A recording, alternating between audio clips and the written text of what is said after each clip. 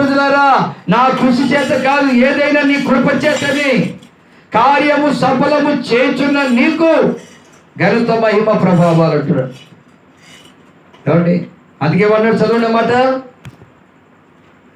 మీరు స్థిరపడవలెనని అనగా మీకును నాకును కలిగి ఉన్న విశ్వాసము చేత అనగా మనము ఒకరి విశ్వాసము చేత ఒకరము అది అర్థమవుతుందా? ఒకరి విశ్వాసము చేత ఒకరము ఆదరణ పొందాలి. అది అంటే ఇద్దరు విశ్వాసము కలిసి దేవుని కార్యం చేస్తుంది. ఆ కార్యం చేసినప్పుడు మన అమ్మగారికి ప్రసంగం ఇద్దాం, చదివేసుకుంటుంది బైబిల్ కింద తాక పెట్టుకుని, కింద ఏముందా అని. ఏమండి? తర్వాత చేతికెళ్ళి ప్రసంగం అమ్మ, ప్రార్థన అయ్యాక విను, వాక్యం విను. ఒకరి విశ్వాసం చేత ఒకరు ఆదరణ పొందాలి. సోది ముచ్చట చేసుకుంటాం మనం అరుగుల మీద కూర్చొని, ఏమండి, గవర్నమెంట్ వేసిన బాలల మీద కూర్చొని, ఏమండి, ఆ బస్ స్టాండ్లో కూర్చొని, ఏమండి, ఆ కాల్పోటలో కూర్చొని, ఏం ముచ్చట్లు ఎందుకు? వాటి వల్ల ఏం ఉపయోగం అండి? కానీ ఒకరికి ఉన్న విశ్వాసం బట్టి ప్రార్థన చేస్తే కార్యం. సమయం దగ్గర పాడు చేస్తున్నాం.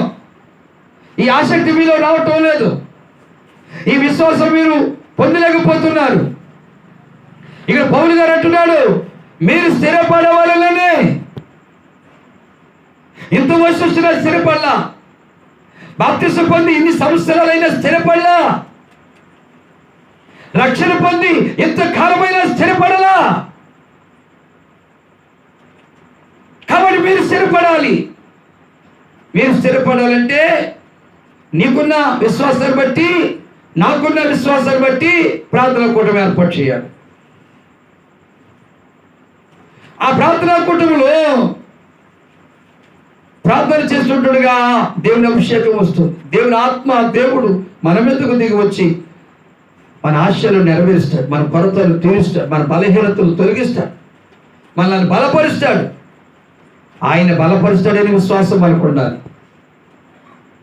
అడిగితే ఆయన ఇస్తాడని విశ్వాసం మనకు ఉండాలి.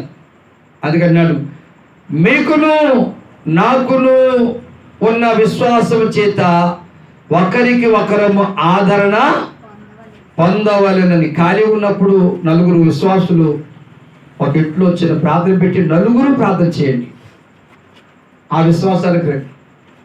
లేదా ఖాళీ ఉన్న నలుగురు మందిరంలోకి వెళ్ళి చక్కగా ఒకరి తర్వాత ఒకరు నలుగురు ప్రార్థన చేయండి. అవే అది చేయరు. మరి ఎలా స్థిరపడతారు మీరు? ఎలా స్థిరపడతారు మీరు? ఎవరు వస్తారో రాదు నీకు అనవసరం, నీ మాత్రం చెప్పు. కనీసం ఇంట్లోన్నా కూడా తెచ్చుకో. మా ఎవరు వచ్చినా రాకపోయినా మన ఇద్దరు ప్రార్థన చేద్దారా? నీకుంది విశ్వాసం, నాకుంది విశ్వాసం. ఎందుకు పనికి రాకుండా ఉంచుకోవడం దేనికి? ఆ విశ్వాసాన్ని ప్రార్థన చేద్దాం. ప్రార్థన చేస్తే దేవుడు మనం స్థిరపరుస్తాడు అని ఎప్పుడైనా చెప్పుకున్నామా? మనం